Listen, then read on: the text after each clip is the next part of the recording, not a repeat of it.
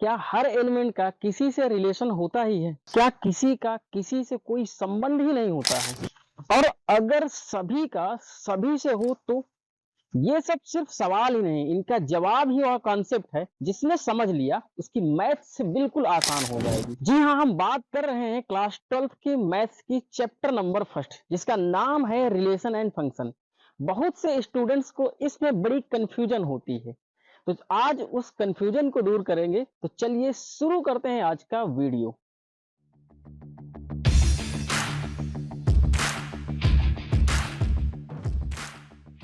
Heading डालिए संबंध, यानी कि रिलेशन। आइए रिलेशन को समझते हैं कि एक्चुअल में संबंध होता क्या है। तो पहले इसकी परिभाषा को लिखते हैं। ठीक है, यदि कुछ अवयव किसी विशेष यदि कुछ अवयव किसी विशेष, ठीक है, यदि कुछ अवयव किसी विशेष नियम की अनुपालना करते हैं, नियम की अनुपालना करते हैं,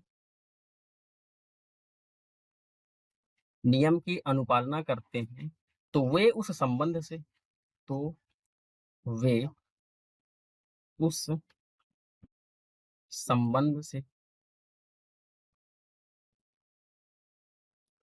तो वे उस संबंध से संबंधित कहलाते हैं।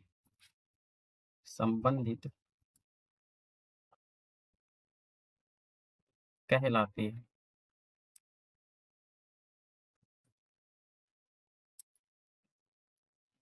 जो नियम संबंध हेतु जो नियम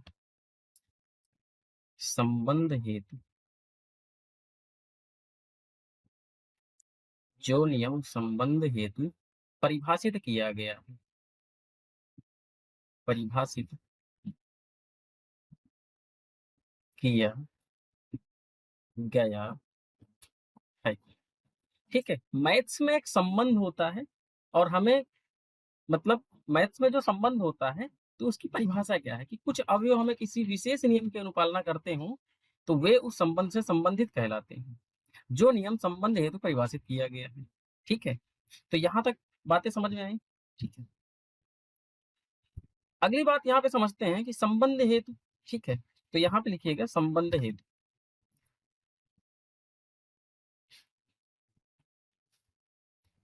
मतलब इसमें यह है कि संबंध बनाने के लिए हमें किन बातों को ध्यान रखना होगा, कैसे संबंध बनेंगे। तो चलिए समझिएगा।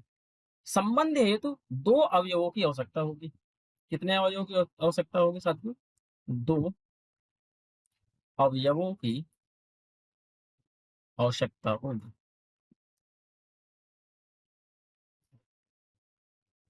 दो अवयवों की आवश्यकता होगी। इन्हीं दो अवयवों की जो आवश्यकता होगी, इनका हम लोग क्या कराएंगे? कार्तीय गुणन कराएंगे। समुच्चय का कार्तीय गुणन कराएंगे। समुच्चय, ठीक है, समुच्चय, समुच्चय का कार्तीय गुणन। ठीक है, कार्तीय गुणन कराएंगे। और जो कार्तीय गुणन कराएंगे तो इसमें से हमें कार्तीय युग्म प्राप्त होंगे। क्या मिलेंगे साथियों? कार्तीय युग्म मिलेंगे। इन कार्तीय युग्म में हम लोग संबंध देखेंगे। क्या देखेंगे साथियों? संबंध देखेंगे। ठीक है, और संबंध में से हम लोग लास्ट में पढ़ेंगे फलन। ठीक है, इतनी बातें यहाँ पे आपको ध्यान रखनी है। ठीक है, देखिए संबंध हेतु क्या होता है? हमें दो अवयवों की आवश्यकता होगी। फिर हम क्या कराते हैं? समुच्चय का कार्तीय गुणन कराते हैं। उन कार्तीय गुणन का हम जब कराते हैं तो कार्तीय युग्म प्राप्त होते हैं। और कार्तीय युग्म में हम कोई ना कोई संबंध ढूंढते हैं, संबंधित करवाते हैं, और संबंध से हम लोग लास्ट में फलन ढूंढेंगे। उम्मीद करता हूँ कि ये चीजें आपको क्लियर हुई होंगी। आइए इसको एग्जाम्पल के माध्यम से समझते हैं।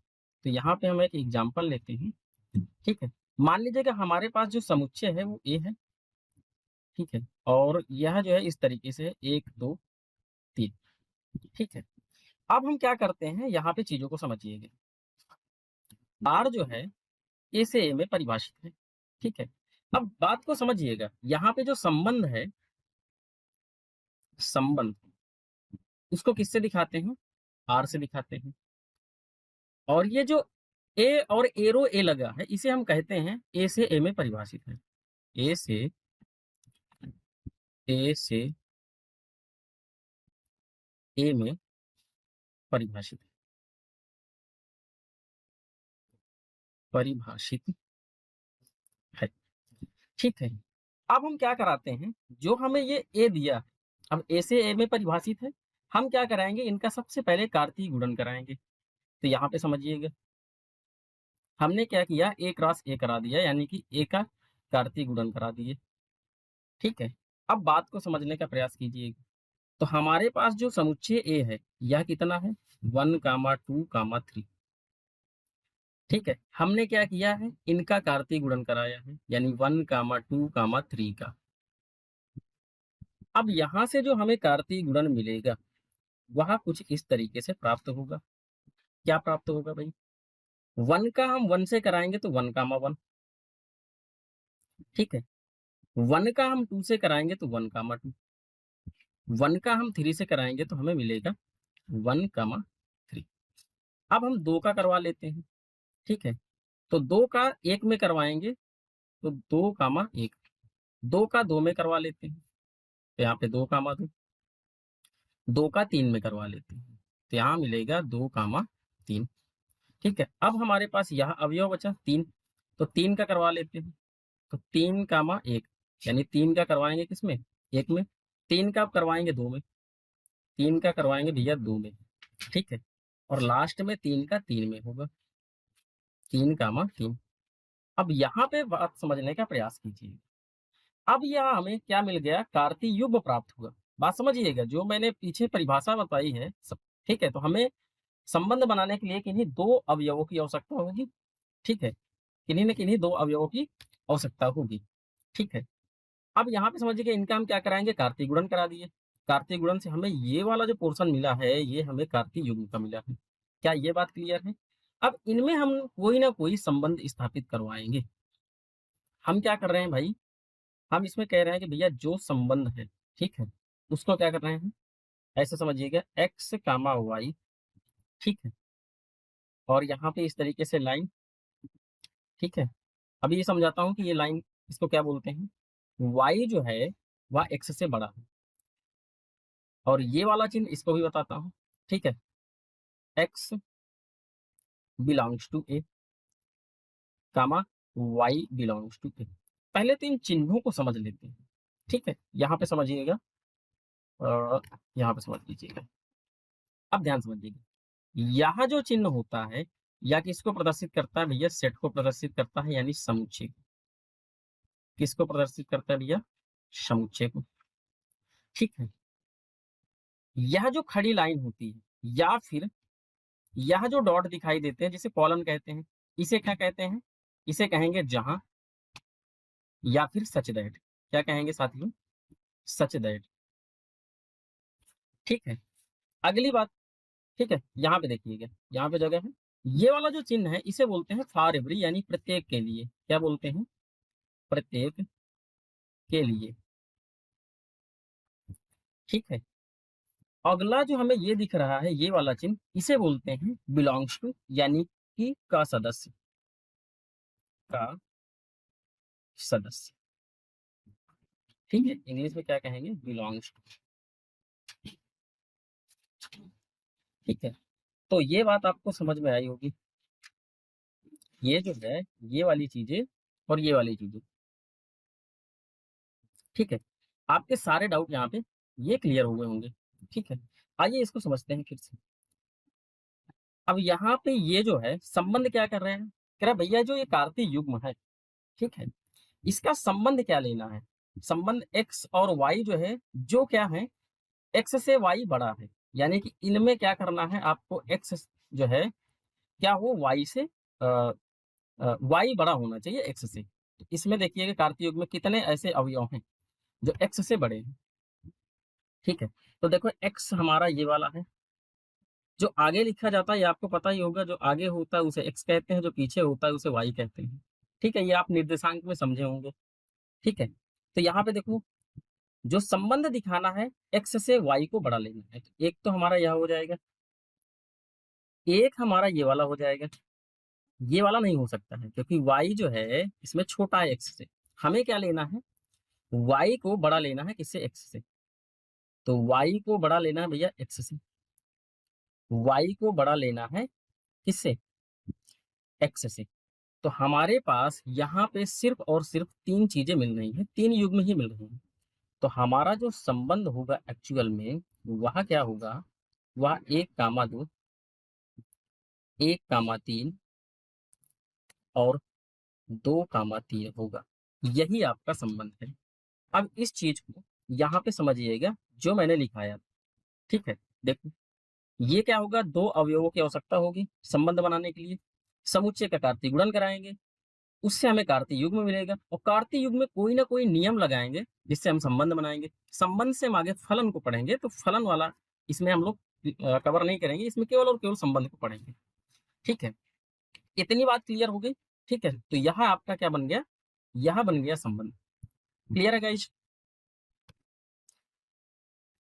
उसी में हम लोग क्या करते हैं, एक संबंध और दिखाते हैं, R2 इसको ले लेते हैं। R2 को क्या करवाते हैं भैया, कि एक्स कामा वाई, ठीक है, सच दैट वाई जो लेना है वह हमें लेना है एक्स के बराबर। ठीक है, देखो मेन मुद्दा जो होता है वह यह होता है यहां से। ठीक है, ये बात आपको ध्यान रखनी है। ठीक है, for every X belongs to A और वाई बिलोंग्स टू ए। ठीक है, इनका क्या मतलब है, यानी कि जो एक्स और वाई हैं वह समुच्चय ए के सदस्य हैं। यहाँ पे देखिए, यह आपका समुच्चय था, इसी में हम एक R2 संबंध को संबंधित करवा रहे हैं। अब बात को समझिएगा, यहाँ पे जो R2 होगा, ठीक है, मेन ये है कि एक्स और वाई जो है आपको क्या लेना है, बराबर लेना है। तो यहाँ पे देखो जो कार्तीय युग्म था ये वाला, ठीक है, इसमें आपका ये वाला मिलेगा। ठीक है, और कौन सा मिलेगा भैया, ये वाला मिलेगा, और कौन सा मिलेगा, ये वाला मिलेगा। ठीक है, बस यही जो है एक्स और वाई एक दूसरे के बराबर है। ठीक है, तो हमारा जो R2 हो जाएगा वह हमें मिलेगा 1,1, 2,2 और 3,3।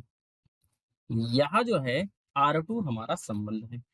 अब यहां से एक बात जो है समझ में आती है, क्या समझ में आती है, ध्यान दीजिएगा, कि जो आपका R1 है वह जो है वह उप समुच्चय है किसका, आप कहोगे एक रास ए का। ठीक है, बात समझिएगा, इसी से ये एक रास ए से ही तो R1 को बनाया गया है। ठीक है, उप समुच्चय क्या होता है, जैसे मान के चलिएगा भारत है। ठीक है, भारत के एक राज्य है उत्तर प्रदेश, तो उत्तर प्रदेश क्या होगा, भारत का उप समुच्चय है। ठीक है, तो इतनी बात क्लियर है। तो हम कह सकते हैं कि R1 जो है वह एक रास ए का उप समुच्चय है। इसी प्रकार R2 भी तो उप समुच्चय है किसका, एक रास ए का। क्यों, इसी से तो बनाया गया है। देखो, यह जो आपका कार्तीय युग्म था इसी से तो लिया गया है। ठीक है, तो R1 और R2 दोनों पे दोनों हमारे क्या हैं भैया, यह जो है उप समुच्चय है। ठीक है, तो हम कह सकते हैं, यहाँ पे देखिए,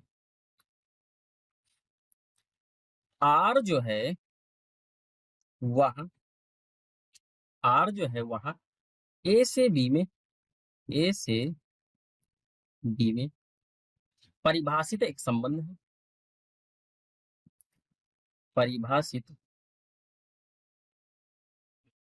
एक संबंध है। ठीक, तो R सदैव, तो R सदैव क्या होगा, एक रास बी का, एक रास बी का उप समुच्चय होता है। उप समुच्चय होता है। ठीक है, इतनी बात क्लियर हुई। आइए हम लोग पढ़ते हैं अब संबंधों के प्रकार। संबंधों के प्रकार। ठीक है, अभी हम लोगों ने सीखा है कि संबंध क्या होते हैं। ठीक है, गणित में संबंध क्या होते हैं। अब हम लोग सीखेंगे संबंधों के प्रकार। तो पहला जो है यहाँ पे देखिए, पहले इनके टाइप्स को समझ लेते हैं। तो पहला हमारे पास होता है रिक्त संबंध। क्या होता है दोस्तों? रिक्त संबंध। ठीक है, यानी कि इम्पटी रिलेशन, रिक्त संबंध होता है। दूसरा हमारे पास क्या होता है? दूसरा है सार्वत्रिक संबंध। सार्वत्रिक संबंध, जिसे इंग्लिश में कहा जाता है यूनिवर्सल, यूनिवर्सल रिलेशन। तीसरा आपके पास है, तीसरा जो हम लोग पढ़ेंगे वहां पढ़ेंगे तत्समक संबंध। क्या पढ़ेंगे दोस्तों? तत्समक संबंध। ठीक है, तत्समक को क्या कहते हैं इंग्लिश में? Identity relation. क्या कहते हैं? Identity relation. ठीक है, चौथा आपके पास क्या है? चौथा हम पढ़ेंगे स्वतुल्य संबंध।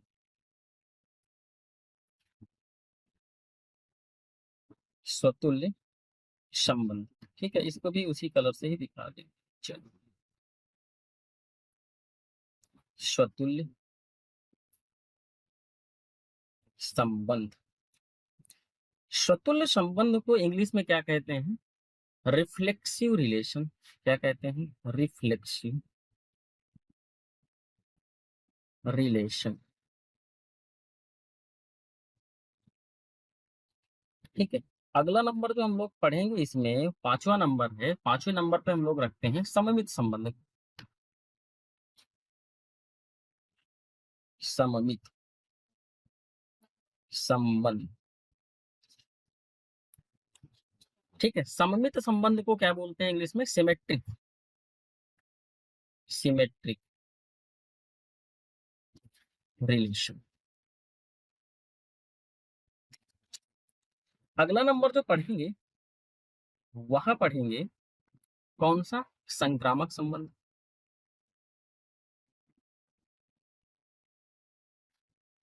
संक्रामक संबंध, जिसे इंग्लिश में कहा जाता है ट्रांजिटिव। क्या कहा जाता है? Transitive relation. ठीक है, अगला जो नंबर है वह है सातवां, जिसे हम लोग बोलते हैं तुल्यता संबंध। क्या पढ़ेंगे दोस्तों? तुल्यता संबंध। तुल्यता संबंध को क्या बोलते हैं? इक्विवेलेंस। क्या बोलते हैं? Equivalence, equivalence. ठीक है, रिलेशन। इतनी चीजें हम लोग पढ़ेंगे संबंध के। एक बात यहाँ पे समझिए, यह जो चौथा, पांचवा और छठा, यानी कि जो आपका स्वतुल्य, सममित और संक्रामक है, ठीक है, इसे ही क्या बोलते हैं? तुल्यता संबंध बोलते हैं। ठीक है, ये आगे हम लोग इस वीडियो में इसकी चर्चा करेंगे। ठीक है, इसमें फर्स्ट हेडिंग डालिएगा रिक्त संबंध। ठीक है, अच्छा, रिक्त संबंध को और क्या क्या कहते हैं? एक तो इम्पटी इंग्लिश में, इसे नल भी कहा जाता है, और इसे आपका वॉइड भी कहा जाता है। क्या कहा जाता है साथियों? वॉइड। ठीक है, तो ये आपका वॉइड रिलेशन।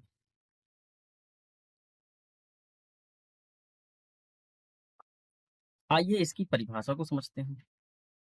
ठीक है, तो देखिए, लिखिए, यदि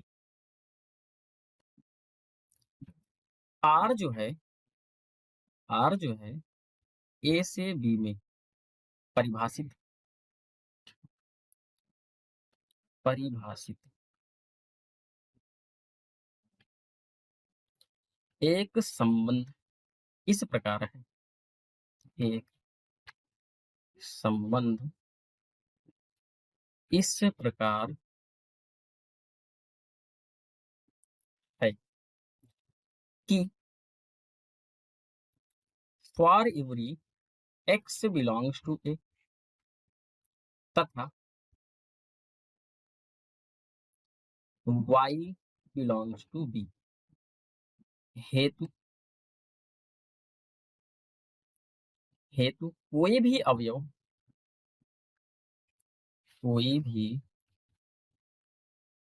अवयव संबंध से संबंधित नहीं है, संबंध से संबंधित नहीं है, तो वह तो वह आर जो है ए से बी में रिक्त संबंध कहलाता है, रिक्त संबंध कहलाता है। ठीक है, अब इसको एग्जाम्पल के माध्यम से समझते हैं ताकि आपका जो है डाउट क्लियर। ठीक है, आपकी परिभाषा क्लियर हो। तो देखिएगा, मान के चलिएगा मेरे पास समुच्चय ए है और वह कुछ इस तरीके से है 1, 2 और एक समुच्चय हम बी ले लेते हैं, वह कुछ इस प्रकार से है कि 3, 4 दिया है। अब हम क्या करते हैं कि इनमें जो रिलेशन है वह रिलेशन कुछ इस तरीके से दिखा देते हैं कि ए से बी में परिभाषित है। ठीक है, यानी कि हम क्या कराएंगे, हम कराएंगे ए क्रॉस बी, क्योंकि ए से बी में परिभाषित है, ए क्रॉस बी। तो ए हमारे पास कितना है, आप कहोगे 1, 2 है। बी हमारे पास कितना है, बी आपके पास है 3, 4। कार्तीय गुणन करा देंगे। अब इनसे हमें कार्तीय युग्म प्राप्त, तो यहाँ पे देखिए ए क्रॉस बी, 1 का कराएंगे 3 में तो 1, 3 मिलेगा और 1 का कराएंगे 4 में तो 1, 4 प्राप्त होगा। फिर अब 2 का करवा लेते हैं तो 2, 3 और 2, 4 मिलेगा। यहाँ हमें कार्तीय युग्म प्राप्त होगा। ठीक है, अब इसमें हम लोग संबंध को दिखाते हैं। चलो अगले पेज में कर लेते हैं। ठीक है, अब संबंध हमें क्या दिखाना है, यहाँ पे मैं R1 ले लेता हूँ, इसको मान लेता हूँ R1। ठीक है, 2 रिलेशन दिखा देते हैं। तो देखो x जो है, x, y, ठीक है, यहाँ पे ये खड़ी लाइन, इसे सच दैट बोलते हैं या जहां। ठीक है, या फिर आप कॉलन दिखा सकते हैं। x जो है वह क्या होना चाहिए भैया, y से बड़ा होना चाहिए। For every x belongs to A, x जो है किसका सदस्य हो, a का, और y जो है इसका सदस्य हो भैया b का। यह रिलेशन दिखाना है। ठीक है, यह रिलेशन आपको क्या करना है भैया, दिखाना। तो R1 जो होगा, अब एक बात समझिएगा, मेन जो होता है वो ये वाला होता है।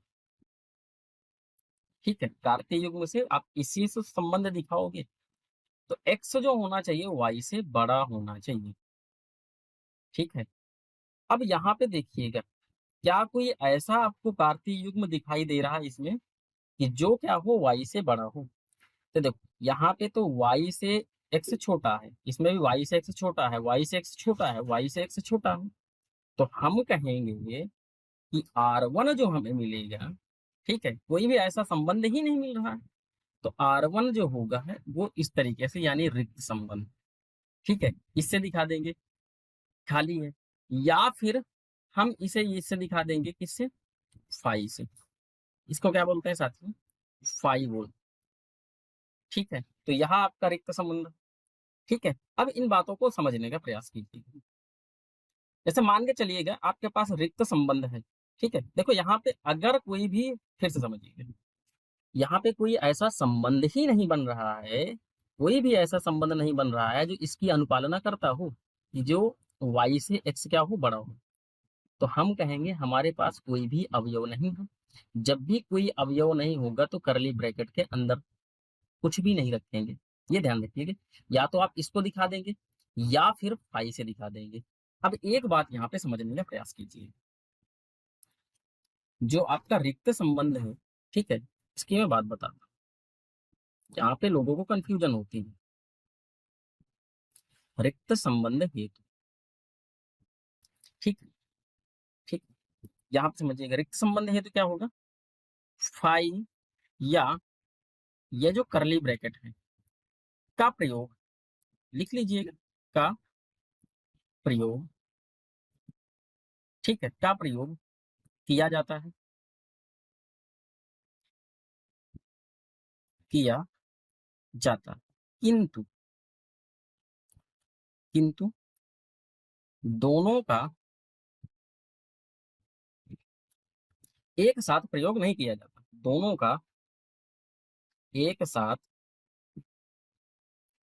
प्रयोग नहीं किया जाता है। ठीक है, तो यह बात आपको क्या करनी है, यह बात ध्यान रखनी है, यह इंपॉर्टेंट है।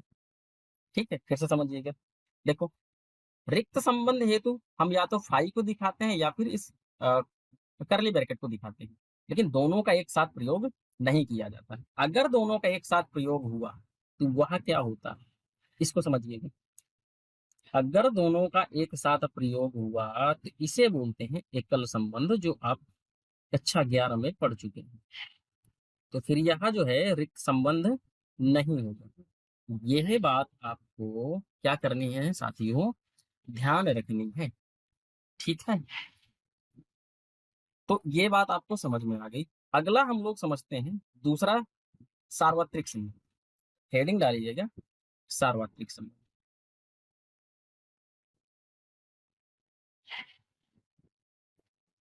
सार्वत्रिक संबंध, ठीक है, जिसे क्या कहते हैं, यूनिवर्सल, यूनिवर्सल रिलेशन। ठीक है, आइए इसको पहले हम लोग समझ लेते हैं।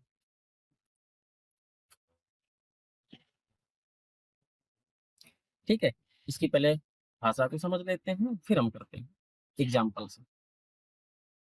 यदि, ठीक है, अब इसमें हम वही एग्जाम्पल लेंगे पुराना वाला, तो मैं यहाँ पे R2 किए दे रहा हूँ।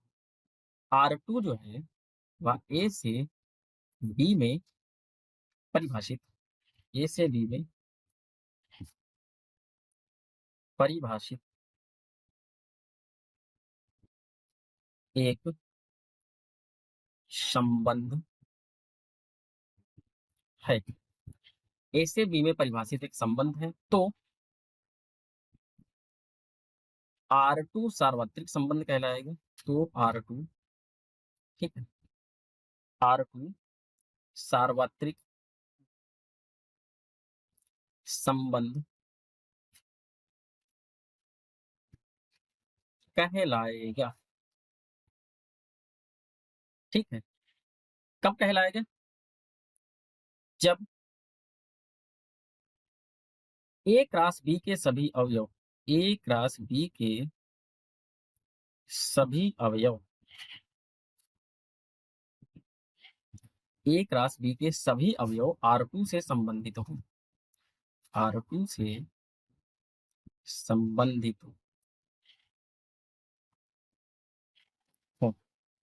ठीक है, तब ये कहलाएगा। अब आप एग्जाम्पल से इस चीज को समझने का प्रयास कीजिए। ठीक है, अब देखो जो हमारे पास यह एग्जाम्पल था, ए क्रॉस बी हमारे पास ये था 1,3, 1,4, 2,3 और 2,4। इसी को हम उठा लेते हैं। हमारे पास जो एग्जाम्पल था वह क्या था, ठीक है, ये एग्जाम्पल ले लेते। ए क्रॉस बी जो था वह हमें मिला था 1,3, ठीक है, और 1,4।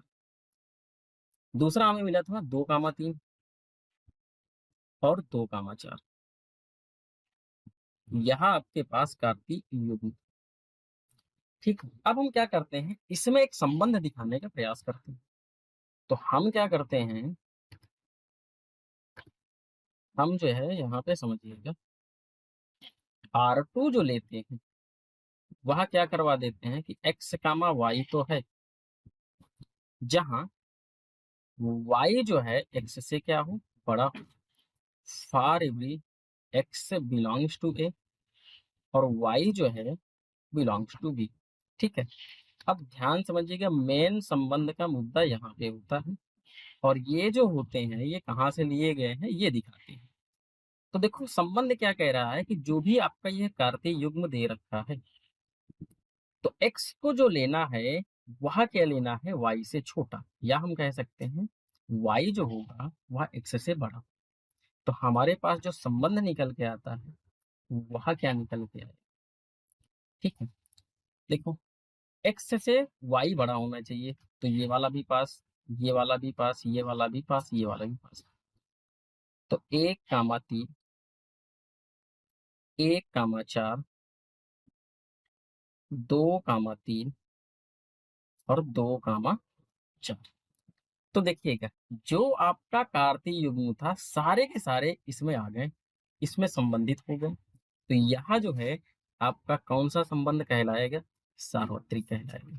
क्या कहलाएगा साथियों, सार्वत्रिक कहलाएगा। सार्वत्रिक कब होता है, सार्वत्रिक तब होता है जब सारे के सारे जो भी आपके अवयव थे यानी कि कार्तीय युग्म थे सारे के सारे संबंध में आ जाएं, उसे हम लोग सार्वत्रिक संबंध कहेंगे। कोई भी अवयव छूटना नहीं चाहिए। क्लियर है गाइज।